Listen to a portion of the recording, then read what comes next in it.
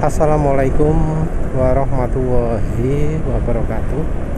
Kali ini penulis ingin bahas soal pompa angin nitrogen. Jadi ada yang minta penulis untuk bahas ini ya, pompa angin nitrogen ini. Apakah sekarang ini relevan mengisi angin dengan pakai angin nitrogen? Ya sekarang mestinya orang sudah tahu lah ya, tarif nitrogen itu berapa, terus seberapa awet angin nitrogen ya, terus apa jenenge apa sih yang bikin ban gembos itu. Tentu ini hanya untuk mereka yang memperhatikan soal tekanan ban, karena ada yang tekanan ban itu gak ngereken, pakai terus tahu-tahu gembos, nambal ban ya sudah. Jadi mompanya ketika bannya bocor, dan ya ban bocor biasanya karena terlalu sering menggunakan tekanan angin yang kurang.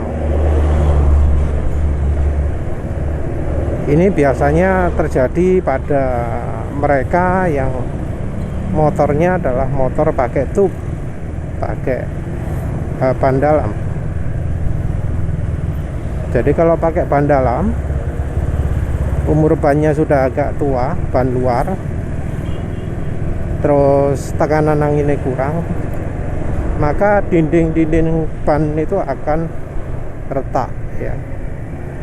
Jadi ban yang umurnya sudah agak tua, walau merek apapun lah ya rasanya, kalau sudah tua ya retak-retak. Kalau retak-retak ya ban dalamnya akan kegerus, kena retakan itu, akhirnya sobek, akhirnya gembos. Terus faktor lain lagi adalah bearing rodanya sudah rusak, yang bisa juga karena velgnya nggak senter. Kalau velg nggak senter ya otomatis tekanan ban akan sangat ekstrim, sehingga membuat ban itu anginnya cepet habis karena tekanannya ekstrim ketika dipakai jalan. Kalau bearingnya oblak juga mirip-mirip efeknya, tapi biasanya kalau bearingnya sudah oblak, orang pasti akan perhatian karena cakramnya juga akan bermasalah, remnya jadi gak enak. Walau rem tromol pun juga nggak enak.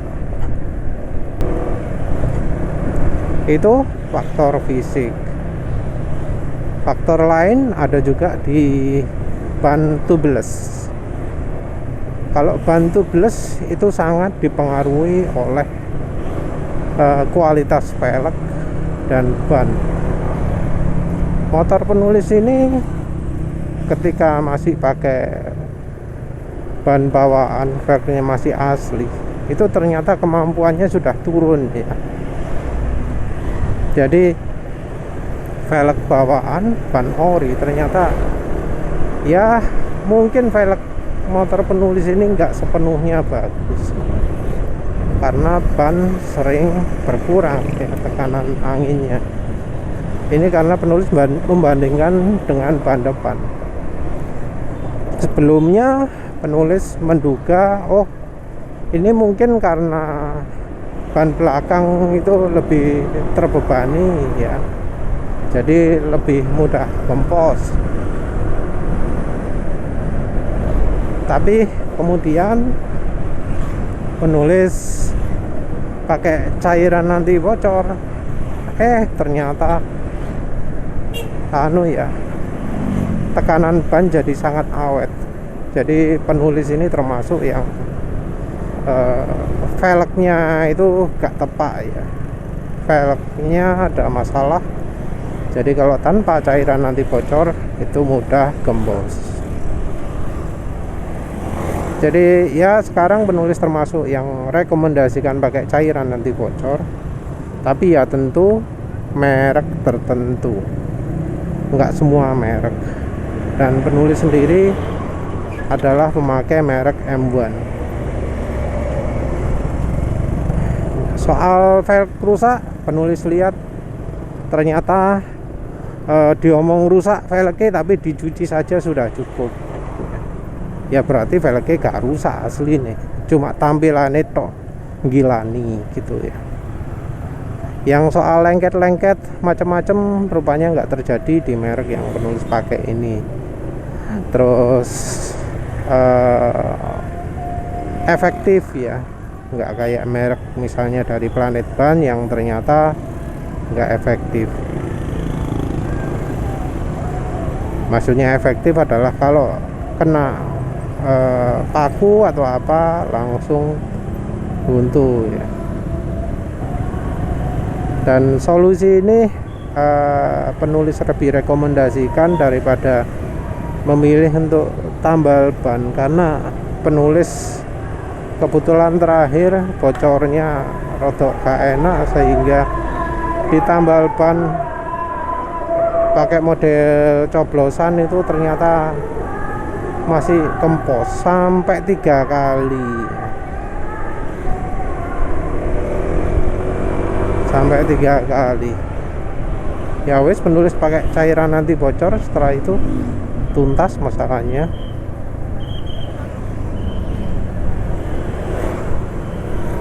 Jadi ya cairan anti bocor itu bukan antara cairan anti bocor berbahaya atau tidak, tapi mereknya ya. Ada merek yang memang berbahaya, ada merek yang lebih aman. Ya tentu kalau ngomong merek ya ada keunggulan kelemahan masing-masing ya. Tapi ya menurut penulis merek M1 ini cukup. Untuk soal apa jenenge maintenance, entah ya, karena kan katanya kalau kalau cairan anti bocor itu harus di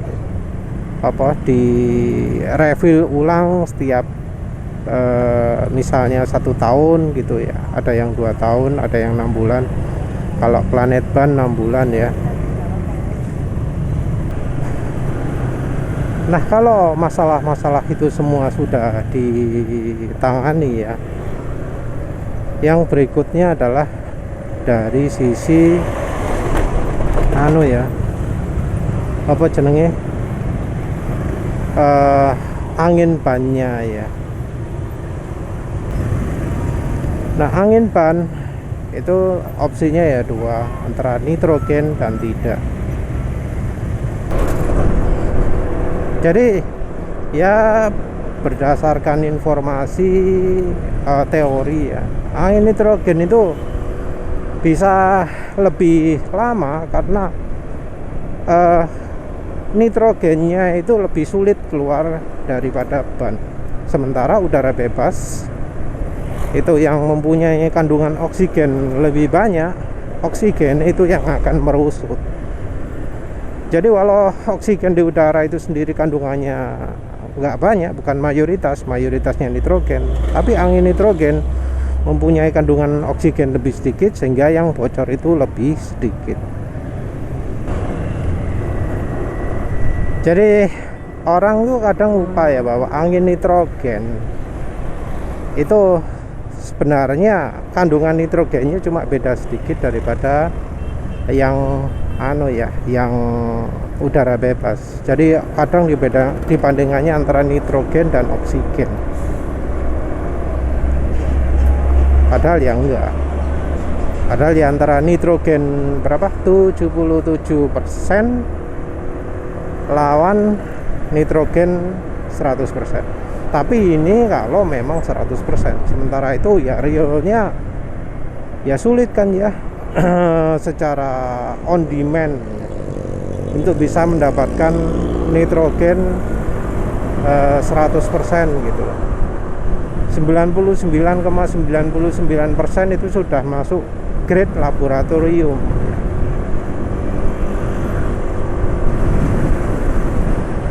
Ya enggak lah. Tapi tentunya cara mendapatkan angin nitrogennya ya pakai cara yang lebih ekonomis. Lebih ekonomis ya tentunya nggak bisa konsentrasi tinggi. Nah ini yang yang repot adalah rasionya. Rasionya bisa berkisar antara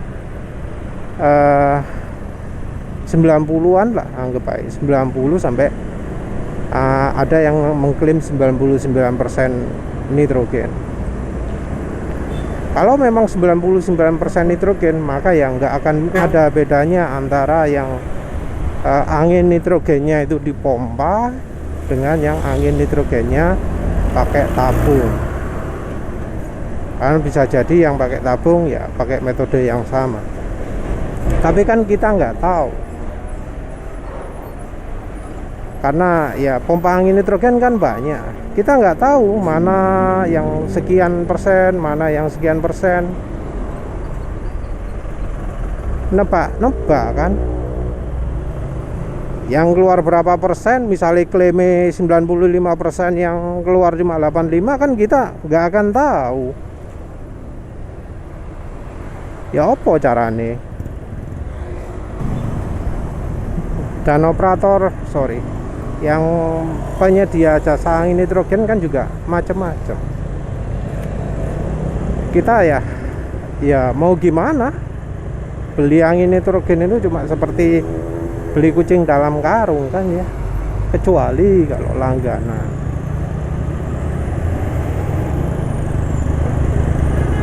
Yang cocok sih ya, kita kalau mau punya angin apapun lah, kita punya pengukur tekanan angin sendiri.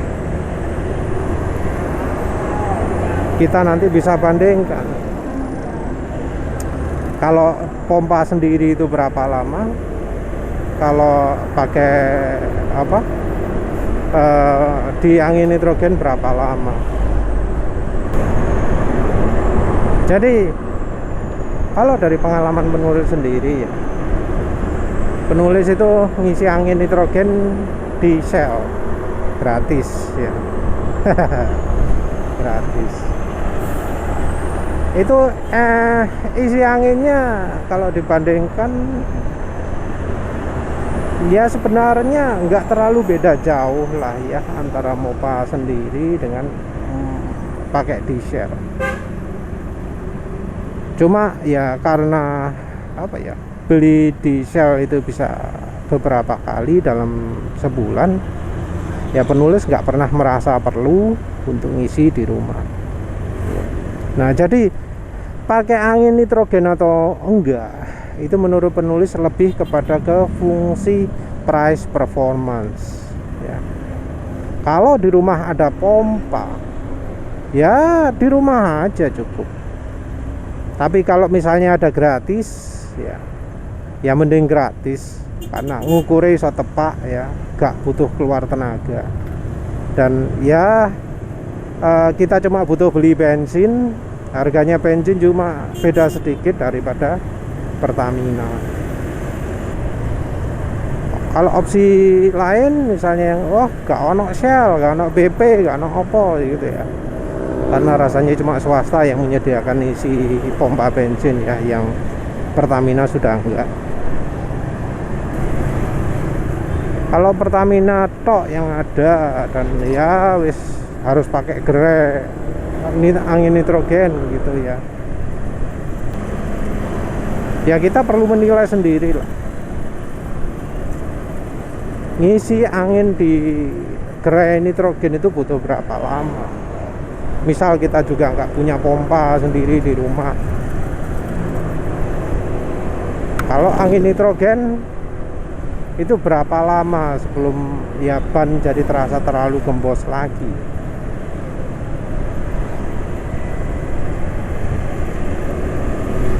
Terus dibandingkan dengan ya pompa pinggir jalan. Anggap aja lah pompa pinggir jalan itu satu ban 1000, dua ban 2000. Kalau mungkin ada juga yang dua ban 5000. Tapi kalau yang di gerai itu kan satu ban ada yang 5000, ada yang 10.000. itu cuma refill, bukan dari kosong. Kalau dari kosong ada yang 25, ada yang 50, ya tergantung macam-macam ya.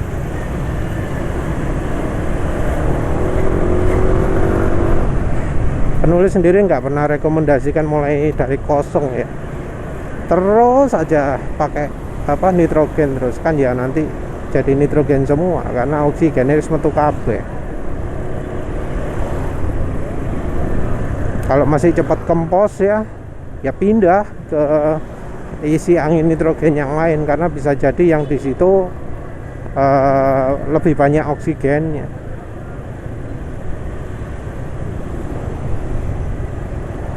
Tapi ya seringnya kalau di daerah penulis itu isi angin pinggir jalan itu lebih ekonomis. Jadi ya anggap aja lah isi angin pinggir jalan itu cuma 3 minggu ya waktunya ya. Tapi yang pompa bensin nitrogen butuh 5 minggu, kan cuma beda sedikit, padahal biaya beda 2 kali lipat. Tapi ya itu ya, baik yang di angin nitrogen ataupun pinggir jalan, kita itu lebih baik langganan. Apa pentingnya langganan? Pentingnya langganan itu adalah untuk ngukur tekanan angin ban yang pas. Karena beda pompa, entah mengapa angkanya juga beda. Jadi ya kayaknya yang namanya tera ulang ya, tekanan angin ban itu sesuatu yang ya masih masih belum diterapkan serius ya. Jadi ada yang terlalu rendah, ada yang terlalu tinggi gitu ya. Makanya itu lebih baik langganan. Kita cari tekanan angin yang pas sesuai dengan kebutuhan atau keinginan kita. Penulis ngomong keinginan beda dari kebutuhan karena ya kalau kebutuhan itu seharusnya sesuai dengan rekomendasi pabrikan ya, tekanan anginnya agak besar. Kalau keinginan biasanya jauh lebih rendah karena cek empuk ya, cek gak terlalu atas. Jadi jawabannya adalah ya lihat price performance saja lah ya, karena ban yang cepat bocor di pompa di nitrogen juga cepat bocor kalau masalahnya nggak ditangani.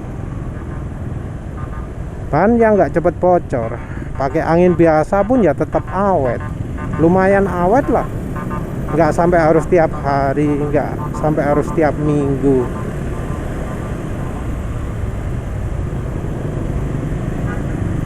Tentu kalau yang ojek online itu ya punya pertimbangan sendiri ya, ngisi angin itu berapa kali sehari. Biasanya kalau ojek online bawa barang gitu lebih murah beli pompa ya, daripada sering-sering ngisikan angin di pinggir jalan atau ngisi angin di gerai nitrogen. Karena kan ya mungkin aja tiap 2 hari sekali harus isi angin. Kalau setiap isi angin 5.000 tiap 2 hari, sebulan sudah kali 15, 75.000. Itu bisa beli pompa itu kalau cari yang murah-murah. Ya wes lah, nabung dikit 2 bulan pun udah bisa kan. Jadi pompa itu ibarat biaya beli pompanya untuk 2 bulan. Beli pompa itu sama kayak biaya isi angin pinggir jalan 2 bulan. Sama kayak isi angin di pompa nitrogen setengah bulan. Kan kayak gitu kira-kira. Mending beli pompa dong. Kalau anginnya nggak awet ya, nggak sampai misalnya 2 hari gitu, kalau dipakai ngojek pakai opol lah, jelas ada masalah. Coba cari masalahnya. Kalau bannya tubeless ya coba kalau pakai cairan nanti bocor M1. Kalau bannya ban pakai tabung ya cek pendile, cek apa ya ada bocor halus atau enggak, yang biasanya karena keseringan bannya gempos. Oh maneh ya wis lah ya kayaknya itu. Jadi intinya sih di price performance. Kalau punya dana sekian rupiah bisa untuk berapa lama anginnya. Ya wis itu saja. Terima kasih sudah menonton. Assalamualaikum warahmatullahi wabarakatuh.